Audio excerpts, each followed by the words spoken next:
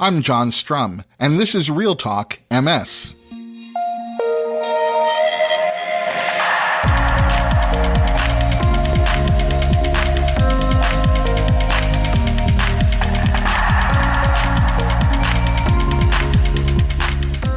It's August 3rd, and we have a lot to talk about. Beginning with news about the unveiling of a new life sciences company, Abata Therapeutics. Abata has actually been working in stealth mode for about 3.5 years, and just a few weeks ago, they revealed themselves to the world, announcing that they had raised $95 million to support their novel cell therapy for treating progressive MS and then perhaps even other autoimmune diseases. This could be a huge game changer for treating progressive MS, and last week I had an opportunity to chat about Abata's plans with Samantha Singer, the president and CEO of Abata, and the company's chief medical officer, Dr. Richard Ransohoff. In a moment, we'll hear that conversation. Just a few weeks ago, life sciences company Abada Therapeutics came out of stealth mode and made a high-profile announcement that it was taking on progressive MS by targeting regulatory T cells. With me to talk about Abata's plans are the president and CEO of Abata Therapeutics, Samantha Singer, and Dr. Richard Ransohoff, one of the company's co-founders, as well as its chief medical officer. And while Abata Therapeutics is a new venture, this is very familiar territory for Dr. Ransohoff, who spent 30 years at the Cleveland Clinic, where he founded and directed the Neuroinflammation Research Center and the Lerner Research Institute. In 2012, Dr. Ransohoff was named the recipient of the National MS Society's John Distal Prize for Multiple Sclerosis Research for his pioneering work in MS that led to new insights on immune activity in the brain and spinal cord. Richard, Samantha, welcome to the podcast and congratulations on the unveiling of Abata Therapeutics. Thank you so much. It's a pleasure to be on the podcast with you. So delighted you want to hear about what we're doing. Absolutely. I think this is really exciting news. And Dr. Ransohoff, maybe I can start with you. A lot of our listeners are familiar with B cells, as many of them are on B cell depleting therapies, but they may not be as familiar with the role of T cells. Can you help us understand what regulatory T cells are and how your treatment is designed to work? Yes, I can give it a go, let's say. So T cells are white blood cells, which are regarded as the conductors of the immune system orchestra. So they, in effect, tell the other cells what to do, including the B cells and a whole variety of other cells that help protect us from infection, but can also be involved in autoimmunity, meaning an attack against the body's own tissues, as we see in multiple sclerosis.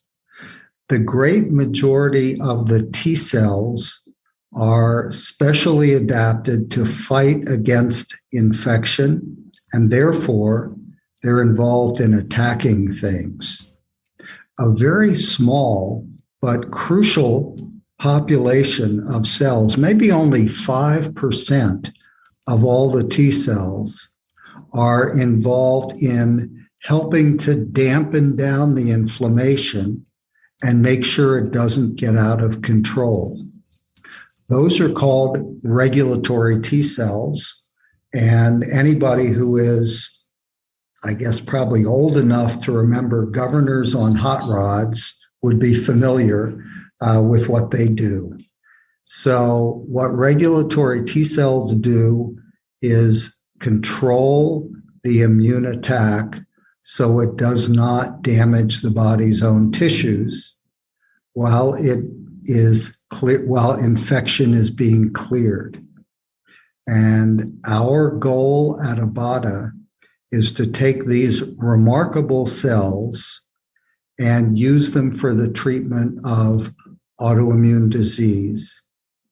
We're beginning with progressive MS because so far there have not been good treatments developed specifically for progressive MS.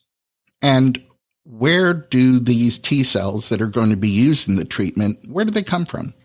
Oh, great question. Thank you. Yeah, this is meant to be, in a way, very natural therapy. So the person who is being treated with these regulatory T cells will donate a quantity of blood, and we will take their own regulatory T cells. For the MS treatment, we will modify the T cells, the regulatory T cells specifically, so that they can enter the brain area and dampen inflammation specifically in the brain. We will then give them some growth factors and some other substances that are going to promote their health and function. So we will expand their numbers, and then we will give the person's own cells back to them, but modified so they can go to the brain and fight inflammation. And as these T cells go to the brain and take on inflammation, is there also any opportunity or potential there for any repair? Again, a really great question. Regulatory T cells are found in every tissue of the body, and every one of these populations of regulatory T cells is very highly adapted to function optimally in that tissue. The regulatory T cells that we will put back into the person have not been changed so that they have a brain-specific function, but when they go into the brain, they receive signals that modify their function and enable them to make repair factors specifically for myelin. This possibility has been borne out through very nice experiments performed by a group primarily at Cambridge University in the UK, where damage to myelin could be repaired under the influence of regulatory T cells. I guess my initial response is, wow. Samantha, when it comes to this process, in order to deliver this treatment, I understand that while every step of the process has been successfully executed before, all the steps have never been executed together. Is that right? Yeah, that's right. One of the things that gives us confidence that we can develop this therapy is that each step along the way has been done in some context. We're also building on all the technology and experience that's happened in the oncology field, where cell therapies have really taken off and had a huge impact. So we've got a nice foundation to build on. But creating a therapy is different from doing experiments in a lab. Right.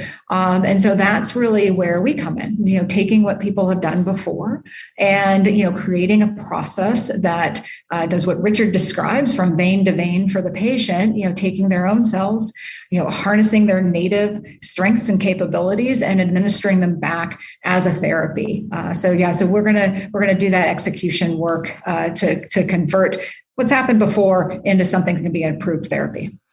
I should also share with my listeners that Abata Therapeutics has received $95 million in Series A funding to develop cell therapies for MS and other autoimmune diseases. I believe that represents the single largest private equity investment in developing an MS therapy that's ever been made. And this novel approach that Abata is pursuing could result in just a transformational treatment for people living with progressive MS. Samantha, you've said that Abata's cell therapy for MS will be in the clinic by the end of 2025. That sounds like an ambitious timetable, so I'm sure your team has a lot to do. What are your next steps? Yeah, absolutely. So, our key next steps are to, identify that ideal T cell receptor. So this is the actual receptor that recognizes an antigen that turns it on, in the brain, as Richard described. And so we want to, discover that component that will engineer into the cells. And then the second piece is, working to develop that process end to end of manufacturing the cells. And we have a partner named Elevate Bio that we have a collaboration with. They have a tremendous amount of experience and innovation in cell and gene therapy. And so we're quite confident that they'll be a wonderful partner in getting us into the clinic on that kind of a timescale. Well, Abada's novel approach to treating progressive MS is really exciting, and I'm hoping we can circle back with you as your team hits its milestones and you have news to share. Yep, absolutely. Would be delighted to come back and share more as we progress. Well, Samantha Singer, Dr. Richard Ransohoff, best of luck as you gear up for this ambitious undertaking in delivering a novel cell therapy for progressive MS. And thanks for talking with me today. Thank you so much. Your questions were great, and we're really delighted to share what we intend to do with you and your listeners. Thank you very much, and thank you to listeners for all their interest. We want to change lives, and we're going to work hard to get this therapy into patients. One of the frustrating realities of the COVID-19 pandemic is that scientists and clinicians have been forced to learn about this virus in real time. COVID-19 didn't exist among humans until early last year, so there's no collection of reference books or articles for physicians to refer to. But that continues to change as science continues to better understand the potential outcomes and implications of COVID-19. A consortium of hospitals in New York studied the outcomes of people living with MS who were diagnosed with COVID-19. This study is about to be published, and I wanted to preview some of the details of this study with you.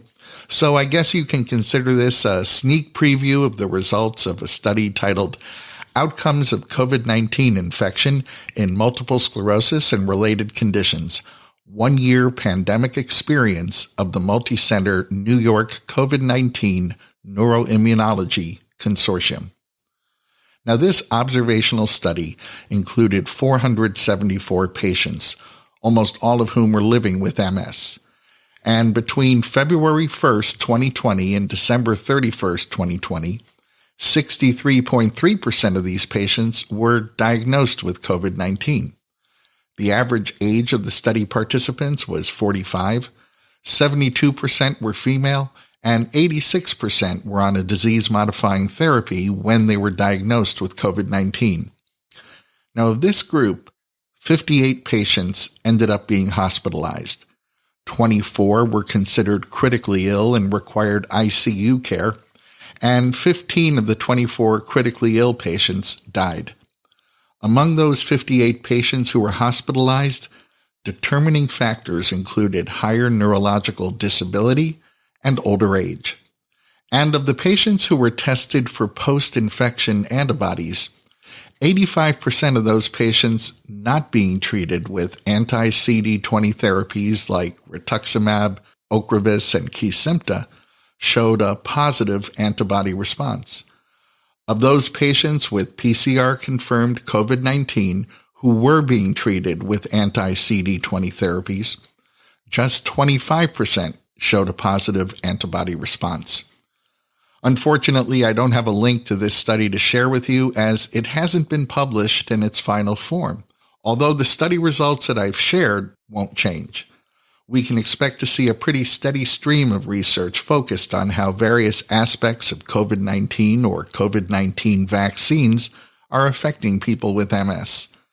And judging from the email that I receive, I know this is an important topic for many of you, and I'll do my best to keep you updated as new evidence-based information becomes available. Some of the high-efficacy disease-modifying therapies are administered by infusion, and that typically means getting to a hospital or an infusion center, which isn't always convenient. One day, you may have an at-home option for receiving that infusion. A research team in Australia has completed a small pilot study that compared Tysabri infusions administered in clinic with Tysabri infusions administered at home. And the results of this study showed that receiving a Tysabri infusion at home saved money, offered far greater convenience, and was every bit as safe and effective as a Tysabri infusion administered in a clinical setting. The study involved 35 participants with relapsing remitting MS who had already been receiving Tysabri infusions for an average of 5 years. All of the participants received their next 3 Tysabri infusions in their normal clinical setting. Then they received the following 3 infusions at home, and there were no negative therapy-related outcomes to report. Just a reminder that this was a small pilot study, but given the positive outcome, coupled with every insurance company's constant desire to lower the cost of healthcare, we can expect to see this hypothesis tested in larger trials. So stay tuned for further developments. And if you'd like to review the details of this clinical trial, you'll find a link in today's show notes. Every month, Can Do MS offers great programs for people living with MS and their care partners. And this month, all the Can Do MS programs are focused on staying healthy. Things get underway in just a couple of days on August 4th, when the program is all about what's new in MS comprehensive care. There's a coaching session on August 11th that's focused on making decisions with your healthcare team. On August 13th, there's a Jumpstart program on staying motivated to improve your overall health. On August 19th, the Jumpstart program is all about managing your whole health with diet and exercise strategies. And on August 24th, Can Do MS will get all your questions answered when it comes to managing your whole health. All of the Can Do MS programs are online and available to you at no charge, so you can participate from the comfort and safety of your own home. If you'd like to learn more and sign up for these upcoming workshops and coaching sessions, you can visit cando-ms.org/programs, and you'll find that link in today's show notes. Part of managing your whole health should include making time to have fun and enjoy yourself. And if you're looking for something new and novel to do without having to leave the house, MS activist and support group leader Dawnia Baynes is planning an amazing party for the entire MS community. Joining me in a moment to talk about the most interesting celebration that I've heard about in a very long time is my guest, Dawnia Baynes. Dawnia Baynes was diagnosed with MS in 2006. She leads a support group for teens who are living with MS, and Dawnia is an MS activist. Dawnia has actually joined us on the podcast before. The last time we talked with Dawnia was a couple of years ago after she attended her first public policy conference. Welcome back to the podcast, Dawnia. Thank you so much. I'm super excited to be here. I really am. But I do have to add one more thing because I don't want to get beat up. Is that I also have a group for adults in their 20s to 40s diagnosed with MS. And so although I love my babies a lot, I have to make sure I acknowledge them as well. Well, I can't always keep up with all the ways you find to support the MS community. That's awesome. Oh, well, thank you. Well, you said you were super excited, and I know you have something super exciting coming up on Saturday, August 14th. Can you tell me about it? I do. So every year I celebrate being diagnosed with MS. I take being diagnosed as a privilege, just because I'm able to, connect with people that in a normal circumstance I wouldn't be able to connect with. And so this year, along with you, we both received the 2020 Volunteer Inspiration Award. And I'm like, okay, I got to celebrate that. No way. And I know your schedule couldn't permit, but I was like, I have to do something to acknowledge that. And it's a pretty big deal. And so I went to an event in December. My sister was working with the company and they had this virtual event, and you were able to walk around, like you become an avatar. And when you're an avatar, you just need a computer or a laptop, desktop, tablet, whatever. And so I was like, oh, I'm going to support my sister. I'm going to get on for an hour, because that's what you do. You support your family. And when I went in there and I had my avatar, and it's a whole virtual world like The Sims, and you can walk around, and I was able to go to different panels, movie screenings. And then there was an award, and then they had a dancing called the House of Groove. And I was able to dance with my avatar and talk to people and not worry about losing my balance or fatigue. And so once I received the award, I was like, oh my gosh, I have to use the virtual space, because I'm like, this would be amazing for people, especially people dealing with disabilities, to feel, quote, normal again, where you can, if you want your avatar to wear heels, you can put heels on. If you want to, walk around and talk to your friends, and it's like, you don't have to worry about the fatigue and all of that. And so what I decided to do was create 15, which called 15 because 15 years diagnosed, but have it in this virtual world and make it also a fundraiser for the MS youngsters for college. Because I told them when I first started the group, I was like, I want to make sure that everything for you is funded, whether you want to go to college or if there's a trade that you want to go to. I don't want you to have the stress of trying to figure out how to pay for it and all that. So with 15, it's going to be in Stream World, which was started by a 13-year-old Black girl, and she's now almost 20. And I'm like, your parents believed in you this much that you have this amazing virtual world. It's like, okay, so, we'll be doing that. And I'm excited. I probably just lost my thought out of my excitement, but I just can't wait. August 14th. It'll start at 11 o'clock Pacific Standard Time. And there will be an expo area where people can learn about different businesses and things that I've used. And so that'll be, first. And then at 12 o'clock, there's actually going to be a panel of doctors. There's going to be a MS specialist, MS pediatric specialist, who Dr. Santoro, he's at Children's Healthcare of Los Angeles. He comes in and speaks with the MS youngsters, a few times a year, but minimum one time a year. And my doctor,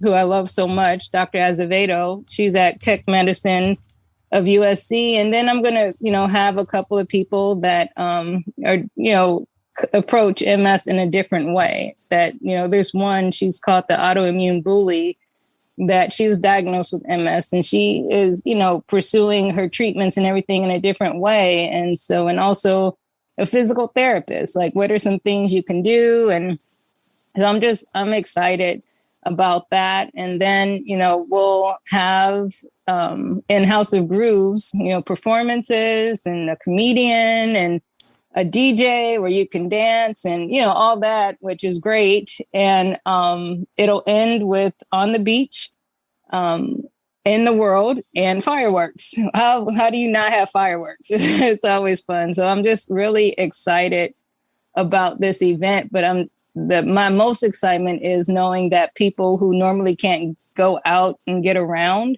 they'll be able to do that. And I always joke with people. I'm like, you could be in your house. I said, you could be sitting on the toilet and we would never know unless you flush. So I think everybody gets that image and that experience. So I hear you loud and clear. Sorry. No worries. So this sounds amazing. I mean, over the last, 15 months now and counting, I think we've all heard of quote unquote virtual events. And most of the time, That means we're sitting in a Zoom session or a Microsoft Teams session. And when you look at the screen, it just looks like the opening of the Brady Bunch. Everybody's in their little square. Right. But this is really, really different. This is a whole immersive virtual world that people create their avatar and then drop into. That just sounds like such an amazing experience. So as we're talking about it and you're getting everybody excited, the question that comes to mind is, well, how much does it cost to participate? Right. So for me personally, growing up, there's always been events that I would want to go to, and it's like it would be too much or, whatever it would be. And sometimes even $20 for a ticket was too much for me. And so what I did is I'm like, pay what you can afford, or what you would like to donate. And if you don't have anything, I'm like, inbox me. So if you want to give $1, if you want to give $10,000, whatever you want to do, I just want you to be able to participate. So that is my biggest thing. I never want any event that I'm doing. I never want the issue to be a financial issue, because I know how it feels to go without. And miss something you really want to go to. It sounds to me like not only is this inclusive, as you said, people who may have mobility issues can literally have their avatar up and dancing and going to the beach and doing all these other really amazing things in this virtual world.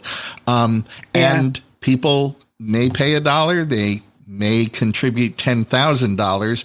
And to that point, I understand you've established a 501c3 nonprofit organization. Is that correct? Correct. I'm actually over here like getting emotional, like tearing up, because I'm like just excited about the fact that people can have a moment of normal. But hold on.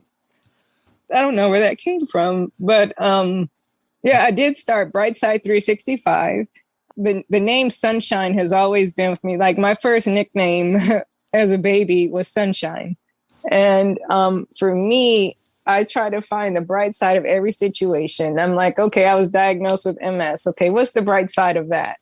And I have, several things with that. And so I'm sure my friends hate talking to me sometimes because they'll, come negative. And I'm like, well, the bright side is, and it's like, shut up.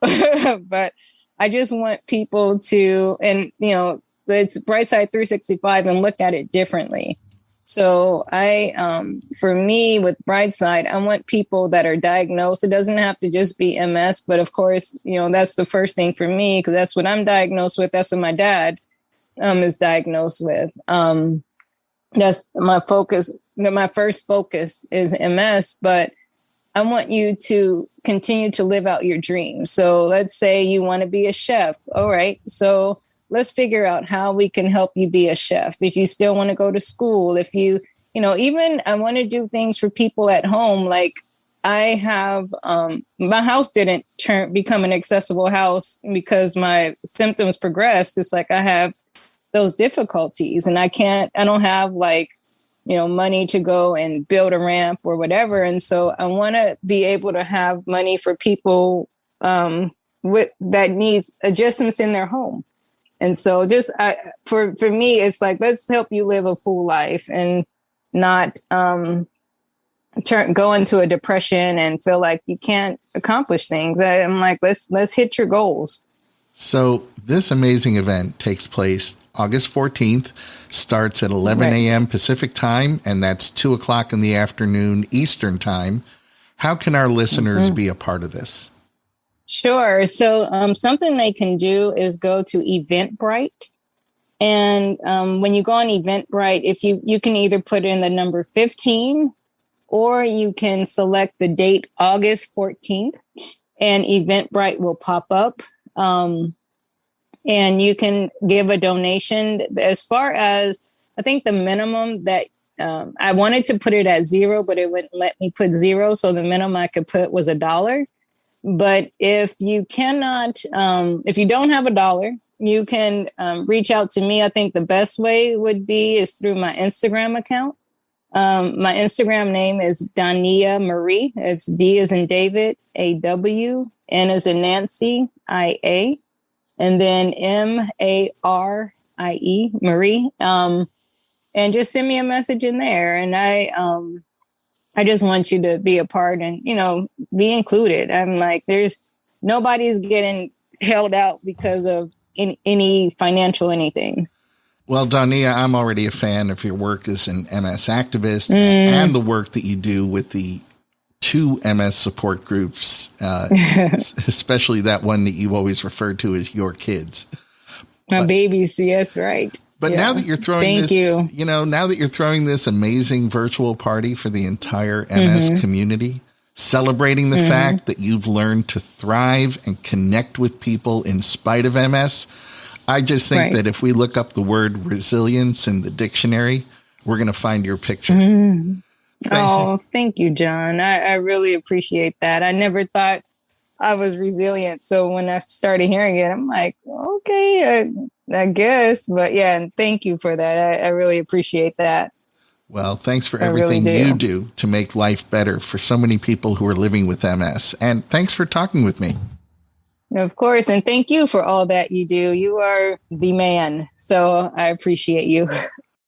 That's going to wrap up this episode of Real Talk MS. Real Talk MS is powered by the National MS Society.